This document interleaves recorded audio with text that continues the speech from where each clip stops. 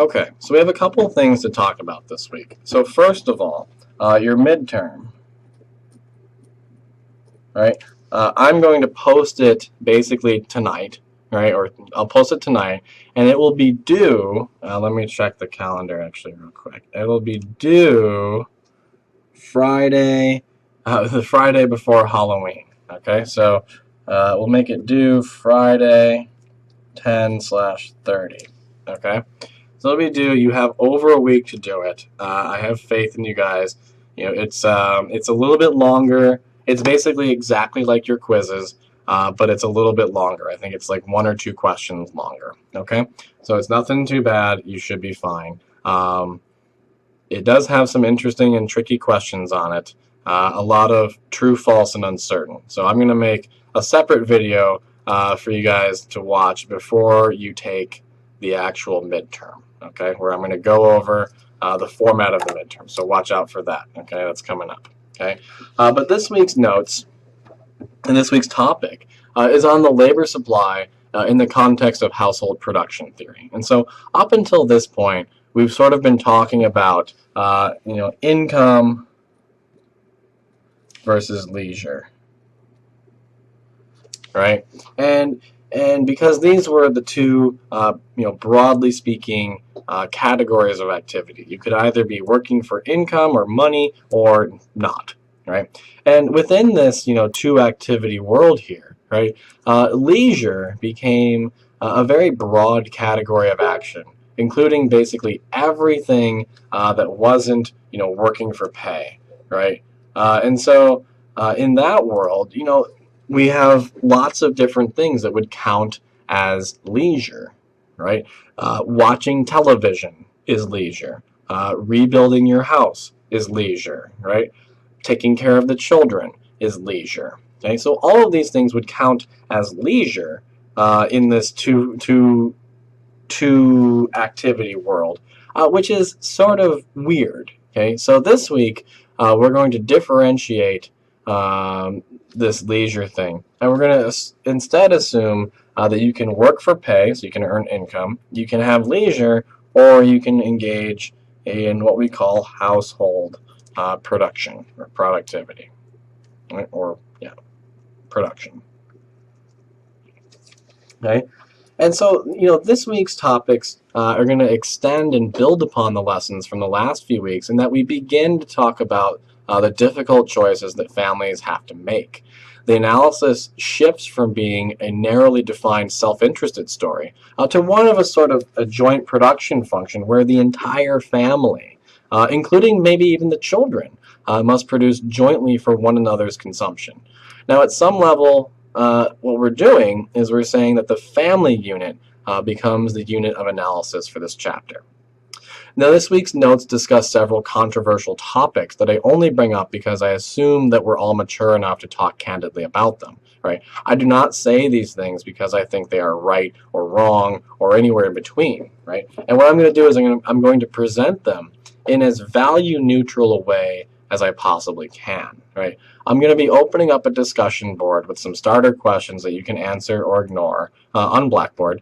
So feel free to discuss these things amongst yourselves. I'll chime in as well, etc. Now, I'm not going to grade it in any way, so feel free to not do them if you so desire. But hopefully some of you will, and we'll have interesting and fun discussions. Okay. And so what this week's topic represents is sort of an introduction to a sort of forefront of the current labor economics literature. So now, obviously, lots of work has been done on all the things that we've talked about, including Nobel Prizes, right?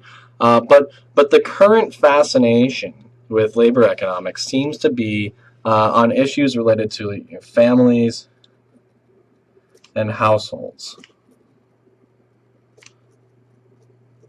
right? How do families and households decide sort of what to do, right? And lots of economists have recognized that a lot of activity that takes place within the household is wrongly labeled as leisure or is at the very least is misleadingly labeled, right? So families will cook for one another and raise children, right?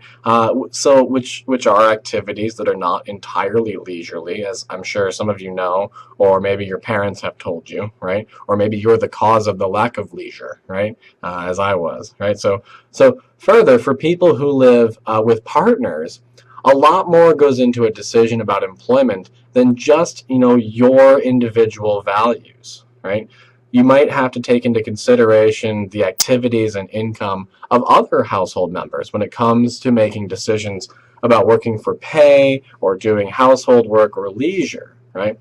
And finally, we're going to recognize the crazy idea that people grow old and that this changes their productivity and wages over the course of their lifetime.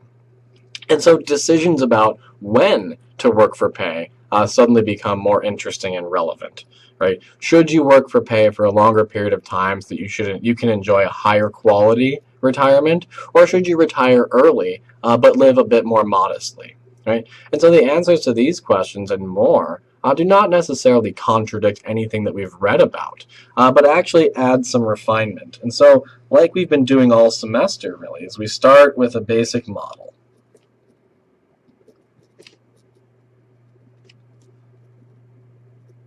Right? And then we add complexity to it, some complexity. And today we're going to sort of refine it further. Right? So we started with a basic, people work, right? And then we started adding, well, maybe we don't work more when we get paid more, right? We add some complexity in the form of the income and substitution effects. And today we're going to say, families are a thing, right? And so we're sort of adding more and more things to the model, not necessarily to make it more difficult, but to actually make it more realistic in the real world, okay?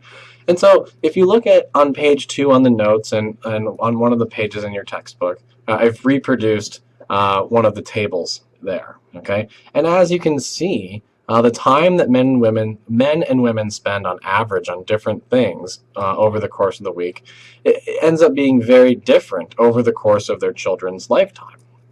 So when the child is first born, women spend a lot of time at home doing productive activity around the house, which reduces as the child ages, right? And men tend to spend less time working around the house and more time doing paid work. And as the child grows older, they actually tend to work more hours per week, right? Now, one thing that's likely driving some of this is the fact that as children grow up, right? So as you guys get older, you're able to take on more household chores, right? More household production in the form of chores, like mowing the grass, cleaning windows, vacuuming the house, etc., right? And so as children get older, they're able to contribute more to the household production, right? And then look also at the disparity between men and women in their allocation of the weekly hours as the child grows, right? So on average, in a household with young children, women tend to spend an additional 17 hours per week, or almost 2.5 hours per day, more than men do working around the house. And by the time the child has reached 18, that disparity is only 7 hours, or 1 hour per day. Note also the huge increase in leisure for both men and women once the child reaches, 18 years old, right? Both men and women are able to afford significantly more leisure once the child has grown and are beginning to leave the house, right? Now, to be sure, a lot of this is driven by the fact that as the child is growing, so too is the family's income, right? Because the person's working for a longer period of time, meaning that there is likely to be some sort of income effect at play here as well. But the degree by which the hours increase once the children grow up is staggering, right? And as a result, one obvious but very important insight is that decisions about labor supply and decisions about how to produce anything for joint consumption of the family or by the family are made jointly among the family members. Okay? And so because of this, the choices made about market work or going to work for pay, or how many children a family will have, or how the children will be raised, or how the meals are prepared, and many other decisions are all affected by the same set of economic forces. Namely, opportunity costs. Okay. Now, this recognition and some of the things that we'll talk about today or this week, right, has spawned a whole new subfield within labor economics called like the economics of the family.